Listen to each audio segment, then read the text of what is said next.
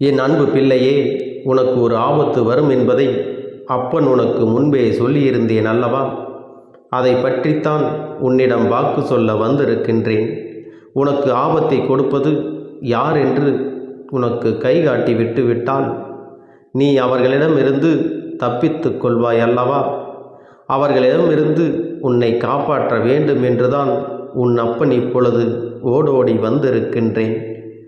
என் தங்கமே, என் குழந்தைக்கு கஷ்டங்களை ஏற்படுத்துகிறவர் யாராக இருந்தாலும் அதை உன் அப்பன் முன்கூட்டியே தெரிந்து கொள்வேன். அதை தடுப்பதற்காக முயற்சிகளையும் செய்வேன். சில சமயங்களில் உன்னுடைய கர்ம வினைகள் காரணமாக அந்த பிரச்சனைகளை எல்லாம் நீ தனியாகவே சந்தித்து தீர்வு காண வேண்டி இருக்கும். அதுபோலதான் இன்று உனக்கு ஒரு மிகப்பெரிய பிரச்சனை உன்னை நோக்கி வந்து கொண்டிருக்கிறது என்பதை உனக்கு உணர்த்துவதற்காகவே நான் இங்கு வந்திருக்கின்றேன். என் தங்கமே, மனைவியை இழந்த ஒரு ஆண் அவன் உன் குடும்பத்தில் இல்லை, சற்று தொலைவில் தான் இருக்கின்றான். ஆனால் எப்பொழுதுமே அவன் கண்ணில் நீ பட்டு அவனை தாண்டித்தான் நீ செல்ல வேண்டியதாக இருக்கிறது. அவனுடைய பார்வைகள் உனக்கே சில சமயங்களில் வித்தியாசமாக தோன்றலாம். நம்மை ஏன் இவன் இப்படி பார்க்கிறான் என்று நீ எத்தனையோ முறை நினைத்திருக்கின்றாய் அல்லவா? ஆனால் நீ பேச்சு கொடுத்தால் உன்னிடம் தங்கமாக பேசுவான். அவன் பேசுகின்ற வார்த்தைகளிலே நாம் மயங்கி விடலாம். அந்த அளவிற்கு அவன் பேச்சிலே இனிமை இருக்கும். ஆனால் அவனுடைய மனதில் சுத்தம் என்பது கிடையாது.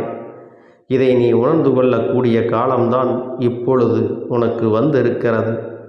என் அன்பு பிள்ளையே, உனக்கு மனதில் எந்த ஒரு தவறான எண்ணங்களும் இல்லை.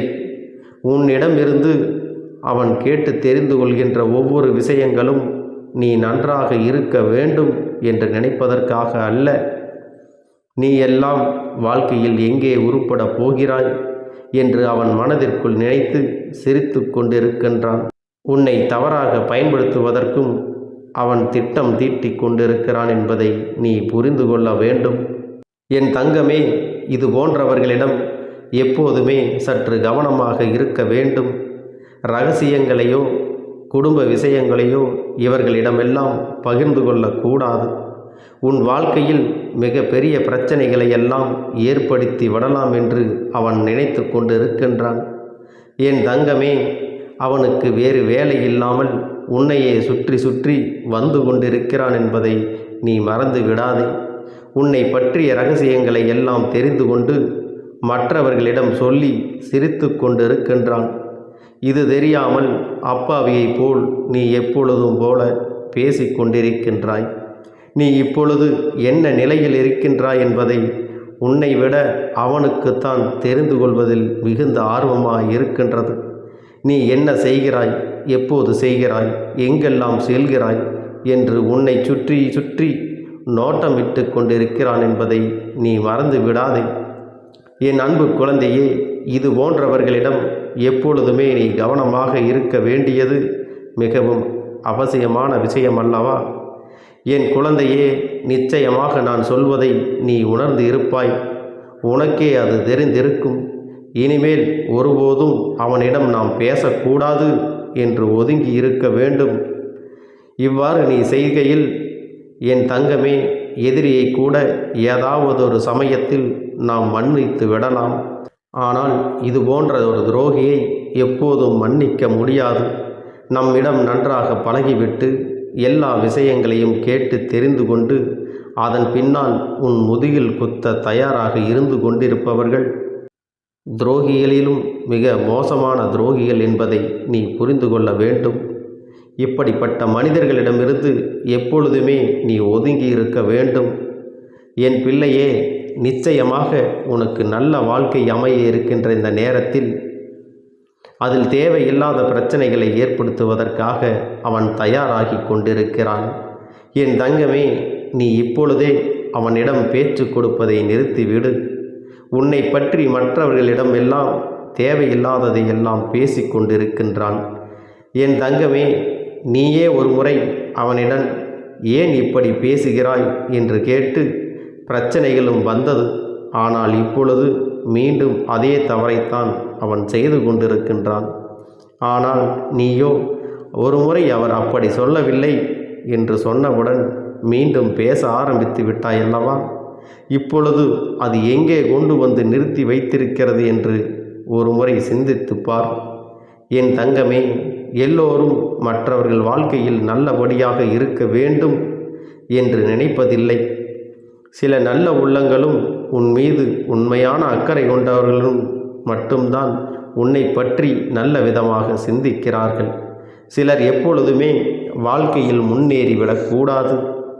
எங்கே முன்னேறிவிட்டால் நீ நல்லபடியாக இருந்து விடுவாயோ, அவர்கள் எல்லாம் மதிக்காமல் சென்று விடுவாயோ என்று பொறாமை எண்ணங்களோடு செயல்பட்டு கொண்டிருக்கின்றார்கள். இந்த அவனும் அப்படித்தான் உன் மீது பொறாமை கொண்டவனாக இருந்து கொண்டிருக்கின்றான். என் அன்பு பிள்ளையே, உன்னுடைய நிலை என்ன, நீ எப்படி இருக்கிறாய் என்பதை அவன் குடும்பத்தில் அவனுக்கு வேண்டிய குழந்தைகளோடு ஒப்பிட்டு பார்க்கிறான். ஐயோ, நம் பிள்ளைகள், நம் உறவினர்கள் எல்லாம் நன்றாக இல்லையே, இவள் மட்டும் எப்படி நன்றாக இருந்து கொண்டிருக்கிறாள்? வாழ்க்கையில் ஏற்பட்ட பிரச்சனைகள் ஒவ்வொன்றும் நீ வாழ்நாள் முழுவதும் மறக்க முடியாத அளவிற்கு பல பிரச்சனைகளை ஏற்படுத்தி இருக்கின்றது. உன் குடும்பத்தில் இன்று இருக்கின்ற பல பிரச்சனைகளுக்கு அவன் மட்டுமே காரணமாக இருந்து கொண்டிருக்கிறான். என் தங்கமே, சிலருக்கு குடும்பத்துக்குள்ளேயே இது போன்ற நபர்கள் இருப்பதற்கு வாய்ப்புகள் அதிகம் இருக்கிறது. என் குழந்தையே, நீ அவர்களுடைய குணங்களை வைத்து யார் என்று அதை தனியாக அறிந்து புரிந்து கொள்ள வேண்டும். உன் அப்பன் நான் யார் என்று மட்டும்தான் உன்னிடம் சொல்ல முடியும். எப்பேற்பட்டவள் என்றுதான் சொல்ல முடியும். அது யார், அவன் எப்படிப்பட்டவன் என்பதை நீ புரிந்து கொண்டாயானால் அவனை நீ நன்றாக தெரிந்து கொள்வாய். அதை வைத்தே நீ கணித்து கொள்ள வேண்டும். எப்பொழுதுமே இது போன்றவர்களிடம் நீ நன்றாக இருக்கிறாய் என்று வெளிப்படுத்தாதே. நீ நன்றாக இருக்கிறாய் என்று சொன்னாலே அவர்கள் மனதிற்குள் வேதனை எழுந்து விடுகிறது. நீ நன்றாக இருக்கக்கூடாது என்று நினைப்பவர்களுக்கு உன்னுடைய நல்ல நிலைமையை எப்படி ஏற்றுக்கொள்ளக்கூடிய மனம் வரும்? எப்படி அந்த மனப்பக்குவம் வரும்? என் தங்கமே, அவர்களிடமிருந்து நீ சூட்சுமமாக இனிமேல் தப்பித்து கொள்ள வேண்டும். எந்த ஒரு சூழ்நிலையிலும் அவர்களிடமிருந்து நீ மாட்டிக்கொள்ளாதே. உன் வாழ்க்கையை கெடுப்பதற்காக சில வேலைகளை செய்ய தொடங்கிவிட்டார்கள். என் குழந்தையே, அவர்கள் எப்படிப்பட்டவர்கள் என்பதை பற்றி உன்னை சார்ந்தவர்களிடம் எல்லாம் நன்றாக புரிய வைத்து எல்லாவற்றையும் தெளிவுபடுத்தி விடு. ஏனென்றால் எப்பொழுது வேண்டுமானாலும் உன் வீட்டிலே பூகம்பம் வெடிக்க தயாராக இருக்கிறது. எப்பொழுது வேண்டுமானாலும் நீ அவனிடம் பேசிய விஷயங்களை இங்கே பகிர்ந்து கொள்வதற்கு அவன் தயாராக இருக்கிறான் என்பதை நினைவில் வைத்துக்கொள். உன்னிடம் ஒரு விஷயத்தை கேட்டு தெரிந்து கொண்டு அதை மற்றவரிடம் சொல்லி தேவையில்லாத சண்டைகளை மூட்டிவிட தயாராக நின்று கொண்டிருக்கிறான். அதனால் எப்பொழுதுமே உன்னுடைய இரகசியங்களை நீ இரகசியமாகவே பாதுகாத்து வைத்திருந்தால் போதும். யாரிடமும் நீ பகிர்ந்து கொள்ள வேண்டிய அவசியம் உனக்கு ஒருபோதும் ஏற்படாது. ஏனென்றால் அதுவே இரகசியமாக இருக்கும் பொழுது நீ மற்றவர்களிடம் சொன்னால் அது ஒரு இரகசியமாக இருக்காது, எல்லோருக்கும் தெரிந்த ஒரு விஷயமாக மாறிவிடும் என்பதை நீ மறந்து விடாதே. என் தங்கமே, இனிமேல் உன் வாழ்க்கையில் இது போன்ற நபர்களால், இதுபோல் மற்றவர்கள் வாழக்கூடாது என்று சூனிய புத்தி கொண்ட நபர்களால் உனக்கு உன் வாழ்க்கையில் எதுவும் ஏற்படாது. உன் அப்பன் நான் உன்னை பாதுகாத்து நிற்பேன் என்பதை நீ மறந்து விடாதே.